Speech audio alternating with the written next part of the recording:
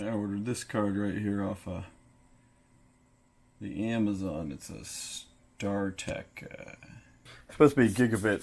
So anyway, I did finally get it to 1 gigabit. But it didn't want to do it at first. And the reasoning is because of cat5e cable. So the cable I had it connected to when it would only do 100 megabit right here, and it's a cat5e. Hard to focus that, but there you go, cat5e.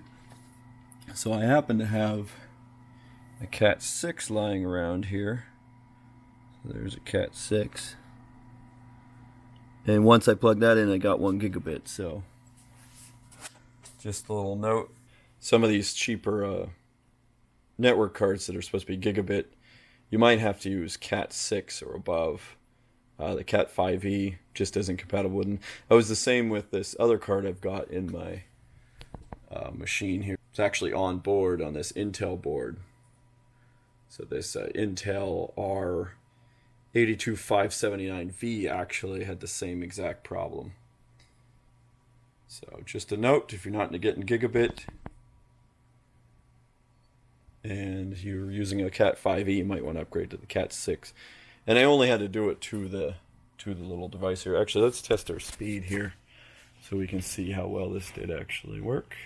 Before I was testing my speed, I was getting a max of 94 megabit. So let's use our speed. So here we go. Let's do our speed test now after we hooked up the cat6 cable. Like I said, you might have to replace yours if you're using an older card. These are the two cards I had. This Realtek PCI and this 85 that comes with this Intel board. I'll put a link to this one. It's like $10 on Amazon. If you spend more, you could probably use the cat5es. They're rated for the 1 gigabit, but some of the network controllers just don't seem to be compatible with the 5e.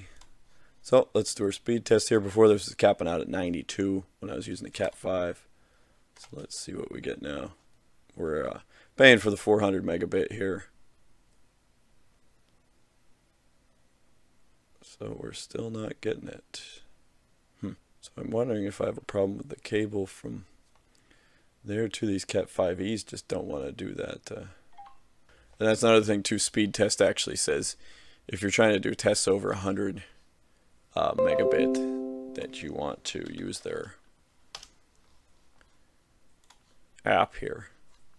So you want to go to apps and Windows or Mac, whatever you're on, and download their actual app. Anyway, so I guess I have a little more troubleshooting to do. So here we go. I did also end up having to replace the cat5e cable going from the modem to the router. Believe it or not, the Spectrum people, they forced me to pay $100 to have them install the modem. And in their genius, when I'm upgrading from 100 megabit to 400 megabit, they installed it with an old, I think it actually was a cat5. I don't think it was even a cat5e, but either way, they installed my new modem and gave me no new speed because they didn't even bother to give it a new cable.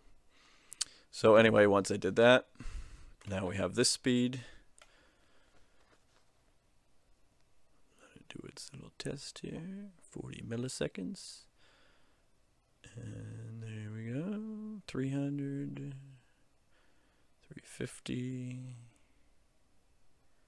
It's actually a lot slower. Usually I get like 450 or so. And then our uplink here is supposed to only be 20, I think. We're at 25. Probably going to average out at 23. So there we go, 26. So anyway, even though a cat5e is supposed to be able to do 1 gigabyte, it does not always. It's not always compatible. There are different frequencies here. Oh, this one says 350, 500. So really they're the same price, and if you got old cat5es, I just replace them with cat6 if you're doing a higher speed things. Obviously, if you think you're going to get into the 10 gigabit at some point, you need to go with the 6A or the 7.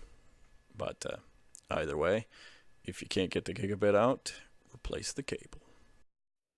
And here's what I get on the 5 gigahertz Wi-Fi on my phone, 200 megabit. But so in the end, hope this helped you out. Like, subscribe, comment if you got any questions, and have fun.